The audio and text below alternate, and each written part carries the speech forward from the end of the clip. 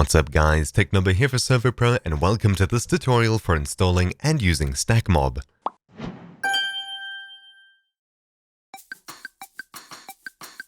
StackMob is a simple plugin that helps combat lag caused by lots of mobs being loaded by stacking them together.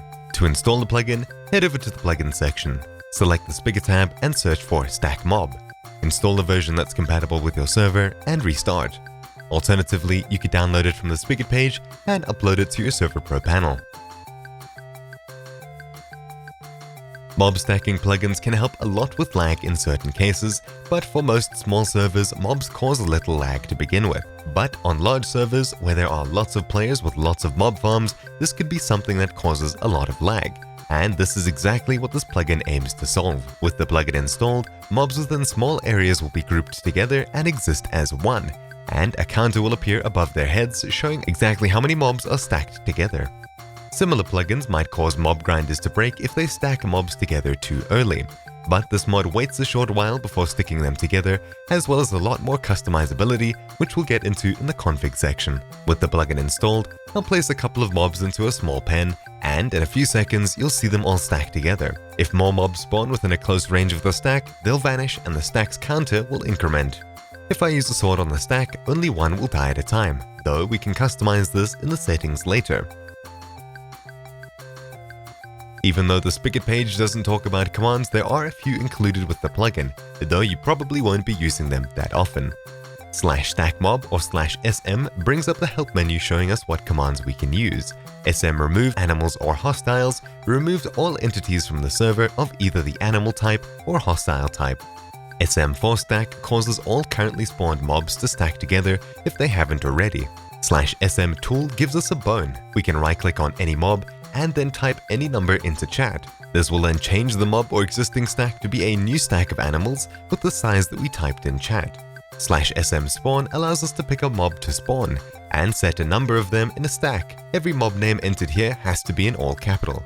So I'll spawn a stack of pigs here with /SM spawn pig 10. /SM reload reloads the plugin's config from the config file, and /SM upgrade updates the plugin. Locate the config in the plugin folder. Entity translation.yml is for localization. You can enter custom names for mobs that appear above their heads in-game, though most servers won't need to change this file at all. Config.yml is where all of the plugin settings are stored. As with other good plugins, this config is very well documented. Everything you need to know has already been written down. Note that a single asterisk before a setting means that the setting cannot be overridden in the custom section at the end of the file, and ones with 2 asterisks require you to be running a paper Minecraft server. You can easily change the server's version on your Server.pro panel. Stack allows us to change settings with max stack size before creating a new stack, how often it checks for new mobs, and from what distance it'll pull them in. The blacklist section allows us to blacklist worlds, mob types, and spawn reasons, or simply make them whitelists by changing the respective invert setting to true. Display name allows you to customize the name tag visible above mob stacks and change the distance at which you'll see them. Traits allows you to toggle separate mob stacks based on different mob data. Disable targeting allows hostile mobs to not attack you when they're stacked. Events has settings like what happens when the mob is died. Does it use as many items as possible or create a new stack so that you can die them one by one? The same is true for sharing and breeding. Death handles what happens when the mob stack takes damage. In here you can customize what attacking certain mob stacks it does, damaging one at a time or damaging all of them at once, for example.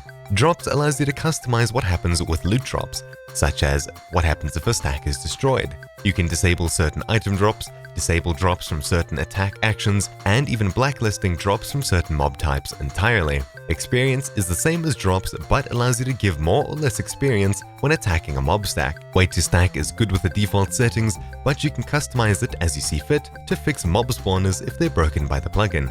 It allows you to change how long until the plugin stacks mobs together to prevent them stacking in a mob farm, for example. Hooks is more advanced but allows custom entities to be stacked, such as mobs from the mod Mythic Mobs. Custom is the last section and is disabled by default.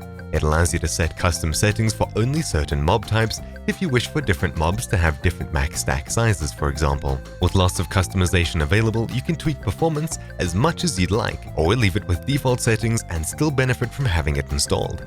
I hope this tutorial was helpful. If you have any plugin suggestions, leave them in the comments down below. If you're having issues with anything, contact our support team. Thanks for watching, and I'll see you all next time. Ciao!